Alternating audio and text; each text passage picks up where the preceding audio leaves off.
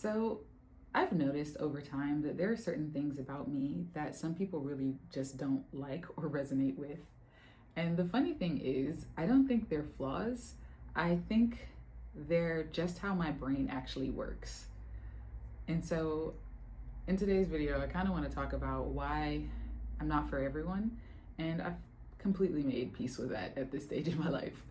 I'm Rachel, and I have fun doing so many things, like playing, singing, dancing, painting, filming, and many more. Cause I'm a Mosaic soul, I'm proud to be me, being bold, divine, and free.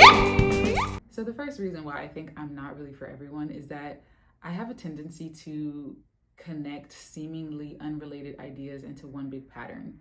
Like my mind is always in this process of like trying to piece together patterns, and I'm like huge on pattern recognition. So this kind of shows up in like relationships and societal programming and the way that organizations work. Like it works in a lot of really positive ways, but I think on a social level, it can really work in a negative way, in the sense that a lot of people don't think or see life this way. And so it can kind of be off-putting or sort of disconcerting to people who are very attached to societal programmings or societal scripts. And it creates sort of like this schism with certain people in my life that I've realized over time that it makes them feel like I'm attacking their identity when I'm literally just calling out a system or I'm calling out a pattern that I notice. And it's not necessarily that I'm like, you, this and this and this and that when I'm talking about things. I'll just talk about patterns that I noticed, regardless of whatever the topic is. And I noticed that for a lot of, I think, neurotypical people or people who just don't resonate with this way of thinking or talking, it really feels off-putting because a lot of people don't see systems, they don't break down things, they don't connect the dots, they don't make like correlations or connections with things. It's everything is sort of like in silos, and my like brain doesn't work that way.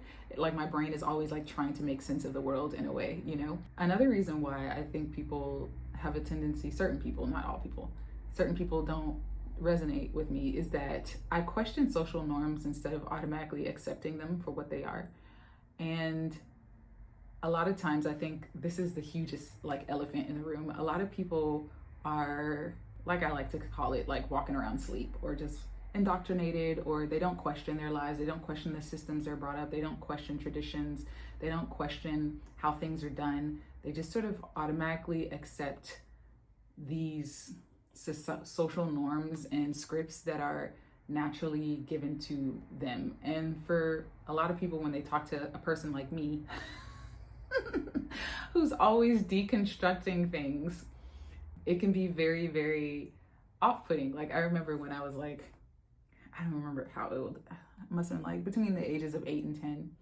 And I remember asking my mom, like, just specifically because I was raised as a Christian. And I remember at the time I had one of my best friends at the time was Muslim, right? And I thought in my little, adolescent brain, like, mom is, let's call her Shelby. I can't remember my friend's name, but let's call her Shelby. Like I said, is Shelby gonna go to hell because she doesn't believe in Jesus? And my mom like literally looked at me and she was like, she didn't really know how to answer because she knew that her answer would she didn't know how to answer, you know what I mean? And so like my brain has always been doing these things literally since I was a little girl. I've always been deconstructing things, asking deeper questions, wanting to know why we do certain things. Why do people talk the way that they do, or they avoid communicating directly? That's another reason, but we'll get into it later. Another reason I think that this might be the case, that some people might not find me like their cup of tea, is that I don't really respect hierarchy just because it's hierarchy. Like I constantly ask why constantly. And this shows up in the fact that I've never really understood how people like obey hierarchies. I'm such an authority breaker, not in the sense that I've like gone against the grain of society and ended up in jail per se, but like to me, like logically, a lot of things don't make sense. Like for instance, I've never really resonated with like corporate hierarchies or things of that nature, because I remember even just looking at humans as a child, or people who were considered to be in high positions. I always thought that, not all of them, but certain people who would get to certain status positions or certain levels were highly incompetent, but because they embodied whatever confidence or suave or, charisma, they would have that position. And to me, I'm like, I never really understood hierarchies, because I'm like, well, do they really deserve to be in a position of leadership? Because they don't really seem to embody leadership qualities, right? Like, these are the things, the ways that my mind works, like, in general. And I never really believed in like putting in, like, having to work twice as hard to get ahead when other people were were spoon fed in certain areas of their lives, or like, like the whole silver spoon ideology. I'm definitely a product of silver spooning in my own life in many ways, but in general, I've never really resonated with hierarchies, because I could see that in the real world, like, hierarchies were just sort of made up, you know what I mean? And they just don't resonate with me. And so I think a lot of times people like structure and they like hierarchies because it makes society seem like it's this neat little place that people feel safe in. But to me, I've always kind of seen hierarchies as a form of oppression in various different ways, like the boss example, or, like even someone in my own, like when I used to work in like the government, and like my boss's boss. So let's say there's like three of us. It was me, my boss, let's call her Janet, her boss, let's call him Carlos, and then his boss, let's call her Susie, right?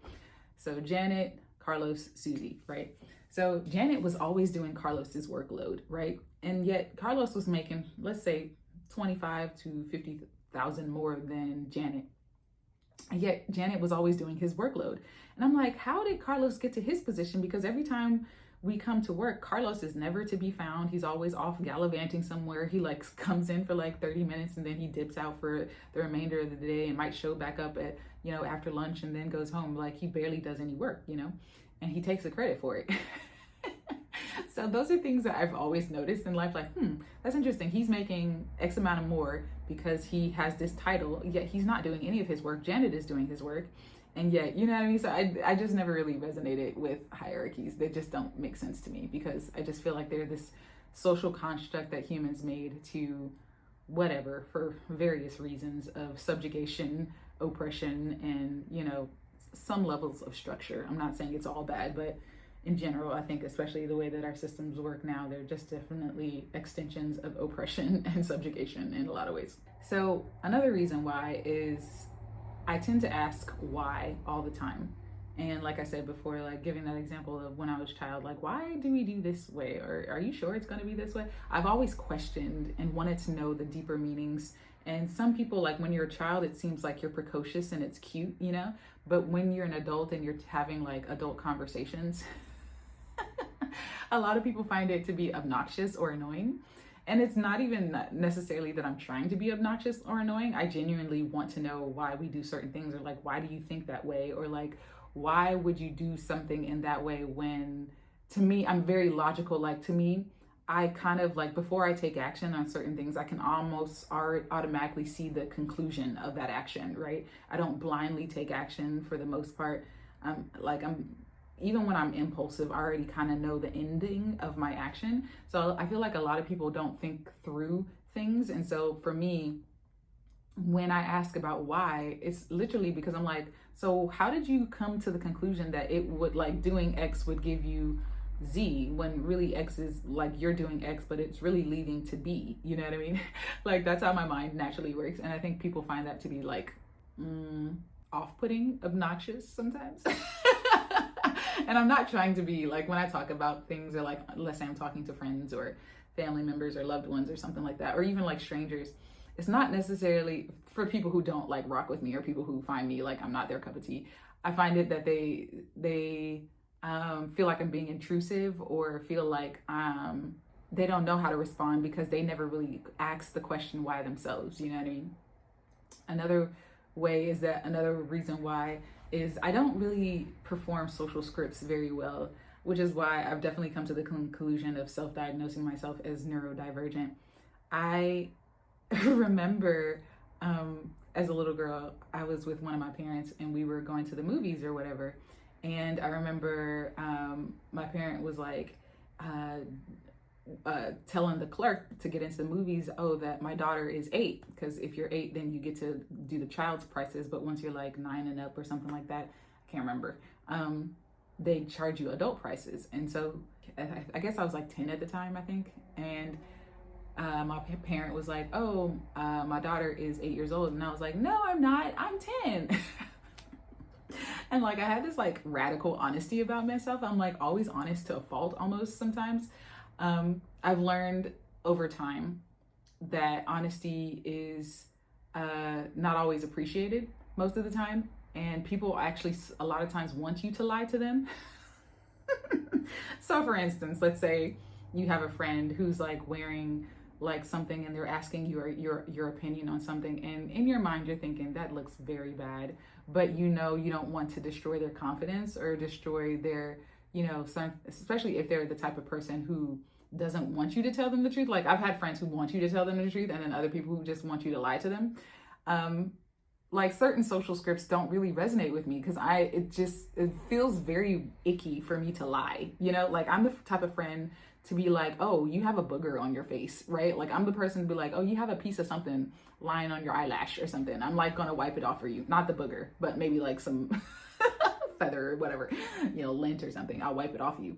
But I think a lot of times sometimes people will think that it's rude. Like one of the things that I always found funny personally is that like one of my loved ones, when we would go out, this person would always wear makeup and somehow find a way to get makeup on their face. And I was always the type of person like, hey, you have it right here. It's like smudged right here or whatever. And like this person would always get mad at me when I would point it out to them.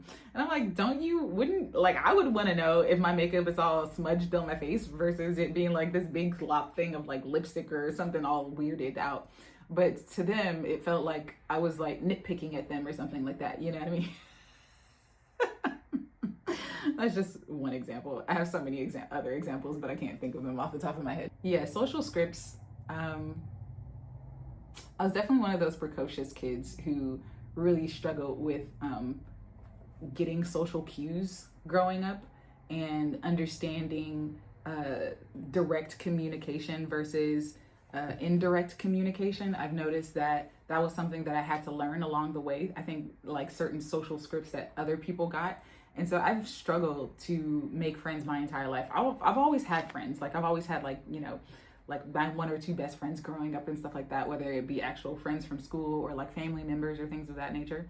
But in general, like I was never the kid or the person who's always had like big groups of friends, because I think too like outside of the box for most people. And I think a lot of people think that I'm weird. Just because I've heard conversations about me or people telling me of how other people see me. But yeah, I just think it's kind of funny. And also, I don't always communicate linearly. I'm the type of person who can make, like I said, because I connect patterns, everything is connected in the way that I see the world. So I can be talking about like, you know, deep ocean, you know, what they found in the sea, and somehow connect it to, you know, your baby drinking a specific type of formula milk or something. Like I can make the most randomest like correlations because of how my mind works. And a lot of people will find that off-putting because my mind moves a mile a minute all the time. And so when I'm talking and I'm like sharing ideas or sharing thought processes, I never really realized, only until I got older, that my mind can jump from one subject to another like very fast because I'm making all these connections. It's kind of like, I'm trying to think, I just had a vision of someone, was it that guy in Men in Black or something? Or yeah, there was like this character in, I think, was it Men in Black 3 or something? Anyways, he was the guy who could like see infinite potentialities all at once. So when he was seeing potentialities, he was literally seeing all these infinite potentialities all at once, right? And that's like not quite how my mind works, but it is similar in the sense that I'm seeing all these connections, like, you know, almost like Lucy, that movie Lucy, where she's like being able to see all these different things that are connected to each other, you know, the energy behind stuff, right? It's like my mind works in various ways that I make connections that a lot of people don't. And I think a lot of times people find that to be like a little off-putting because their minds don't work that way. And so, yeah, there's that. Another thing that I tend to do is that I tend to see systems instead of isolated events, right? So the way that I operate, or the way that my mind works, is that, let's say, I don't know why this example is coming to mind. Somebody got robbed in a store or something like that, and someone was held at gunpoint on something else. My mind will then take that story and then weigh it against all of the atrocities that were done in that specific type, to that group of people, or to, like, my mind will make correlations in a way that where it's systemic versus just that isolated event, right? Where a lot of people will like focus in on just the event, like, oh my God, I can't believe that this happened. And to me, like, for instance, these murders of a lot of, Black people, or people of color, young Black people of color, that's been happening for the last, I don't know how long. To me, it happens every year around a certain time, usually around June, July, or whatever, and it's almost cyclical, right? I notice these patterns, right? But most people don't notice those patterns, right? Like, to me, it's not that, oh, remember that one Black kid who got murdered by this person. It's like, no, remember, it happened last year, and it happened the year before around this time, and it happened the year before that. And then I'm starting to see, oh, that's a pattern. You know what I mean? Like, my mind makes those patterns recognitions. And I start to see like systemic things that are connected versus it just focusing in on that one isolated event, which helps me to, in a sense, not be like detached from it, but it is a level of detachment, and then be able to ask the why behind the system. Why is the system set up this way? What is the meaning behind this type of event, versus it being like, let's focus in on this event, kind of energy.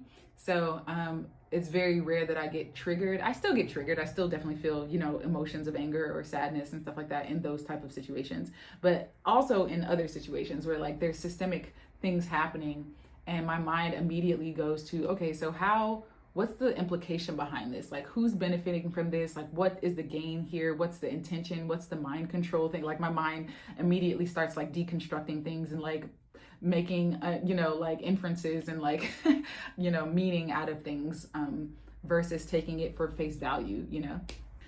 I think another thing that often pisses people off about me, but not always, but people who definitely don't feel like I'm their cup of tea, is that I don't like pretending something makes sense when it doesn't.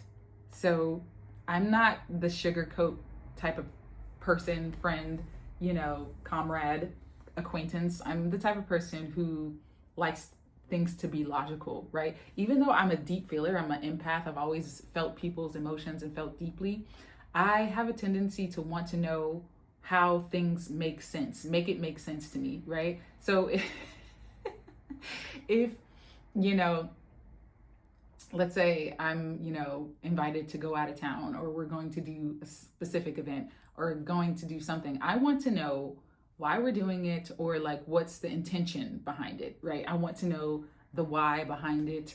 I want to make sure that whatever the event we're doing is both like pleasurable for both of us. Like, I'm the type of person who wants to know why, and also like just making things make sense. Like, I don't like the idea, like, okay, for instance, an example that's coming to mind is in relationships, a lot of times, right? There was like this sort of unspoken rule that it was sort of the way that I was programmed, that, because I've been in a couple of long-term relationships, what like certain relationship scripts that you're given as a woman, right? Like, didn't ever really resonate with me, right? Like, so for instance, women are often taught, like, even when I see it with my niece, like, you're given like little Barbie dolls, or little like, toy kitchens, or toy, domestic things to play with when you're a little girl. And certain things like that never really logically made sense to me. Like, I remember being at one of my aunt's house, and we used to have to like, me and my other girl cousins would have to do like the cooking and the cleaning, while like my male cousins used to be able to like go and play video games, or go play, with each other outside and do whatever the fun stuff that they were doing, but we were doing the cooking and the cleaning. And I remember thinking to myself, even at that young age, why aren't they helping out? Why do they get to go play video games? and like not help cook and clean and stuff like that. Like, why do the boys get to opt out of like helping around the house and stuff like that, right? Like, I remember thinking that, and that even carried over into like my adult relationships, where in like my long-term relationship, I was always like definitely, you know, pushing my partner to help around the house, to be a contributor, to not like expect me to do everything. Because even if let's say that he was the breadwinner, I never saw like it being equal. Like, I didn't mind if he was a breadwinner and he was paying all my bills, which was never the freaking case. But if it was that equal exchange, then I would be like, okay, that's fine. But to me, I was always about like equality and equity. Like, I think I've naturally been that way. And so when it doesn't make sense, or when it doesn't logically add up in my mind, I'm like, it doesn't resonate with me, and I tend to like contest it. And I think a lot of people would rather you just sort of like shut up and accept the script because this is how things are done. And I'm just not that type of person. I kind of go against the grain of society a lot of ways. I've always been that way. I've always questioned why we do things, and why is this accepted, and why should I be, you know, doing this way, and things of that nature. That's just how my mind works. And then another thing is, lastly, is that I naturally challenge dominant narratives. I've always been the type of person to sort of learn from the people ahead of me. I've being sort of like the youngest child of 3, I was always like, you know, had many cousins and family members go ahead of me, and I was always able to sort of learn from their life experiences, you know what I mean? And just looking around in the world at large, from movies to conversations my parents were having, conversations other adults were having. I always loved to like listen in on adult conversations, because to me, society never really made sense in a lot of ways. And I think I've thought this way ever since I can remember, since I was like 3. I remember thinking that adults are weird, humans are weird. Why do we do things a certain way? Why don't we communicate this way? Back to the indirect and direct communication. Like people will say, like, for instance, I remember it took me a while to kind of get this as I got older, but eventually, like, I didn't really learn small talk until I was like in my until my like cerebral frontal lobe started to close, right? I started learning it at my last full-time job. And at that time, I had coworkers who would always like to small talk with me during our lunch breaks. And for me, I've always found small talk to be very annoying. If we weren't talking about deep, like transformational type subjects, oftentimes I would like not want to talk to people. But it was like during that year and the years after, subsequently maybe 2 to 3 years after, that I started to like learn how to small talk with humans. Because a lot of times people like to talk around things, like they like to talk around things that I don't know, that matters to them, I guess, the weather, or, you know, I don't know. I don't even know what small talk, random stuff like the Braves game, or the what this person is doing in the sports world, or, you know, the news or stuff like that.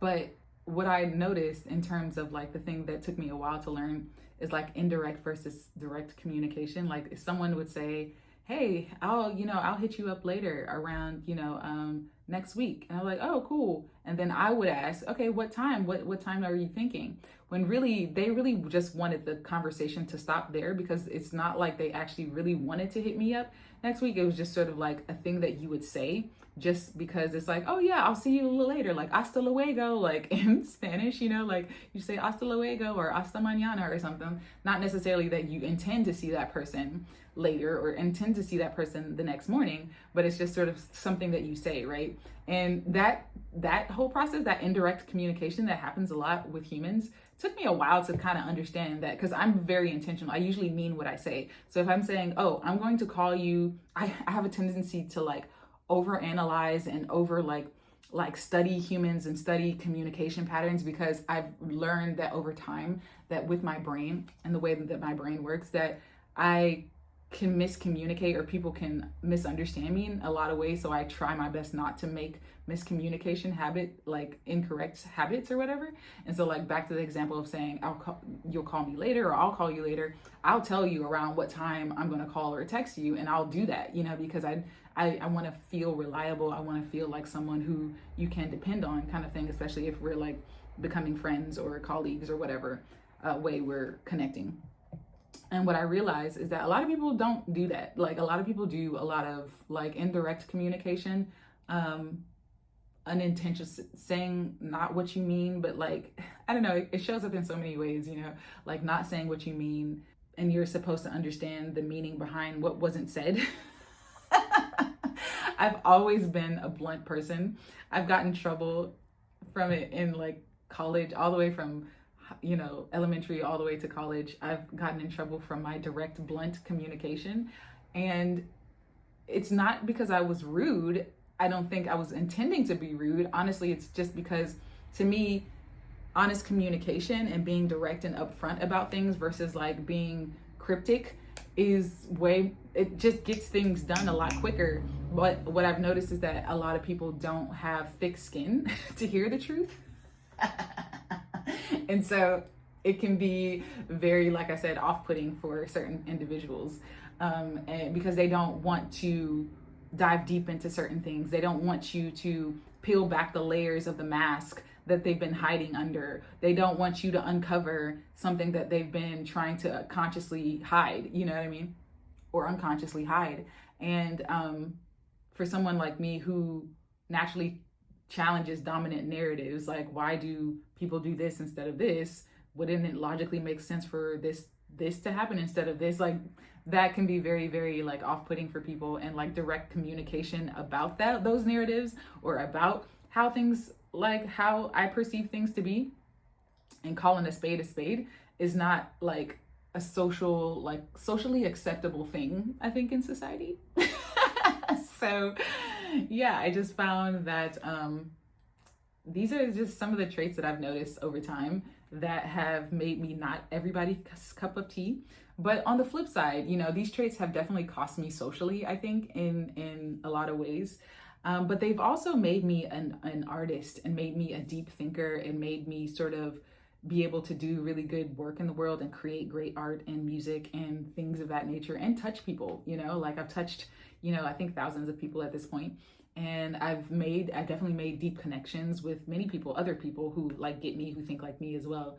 But yeah, those are definitely some of the main ways that I find that, so for those people who I am not their cup of tea, those are the reasons why, because my brain just works completely differently. And I think that's perfectly fine. So, if you've ever felt like your brain works differently, like mine too, or if you felt like too curious, or like too creative, or too deep, or just a little out of step with the world around you, maybe you're not broken. Maybe you're not, crazy. Maybe you're just a Mosaic soul like me. And that's exactly why I'm building Mosaic Soul's World. It's basically a creative sanctuary for people who don't fit neatly into one box. It's a place where art, music, storytelling, creativity, and self-discovery come together to like help you remember who you are. So if that speaks to you, I'd love for you to join the waitlist at mosaicsoulsworld.com, and I'd love to welcome you home.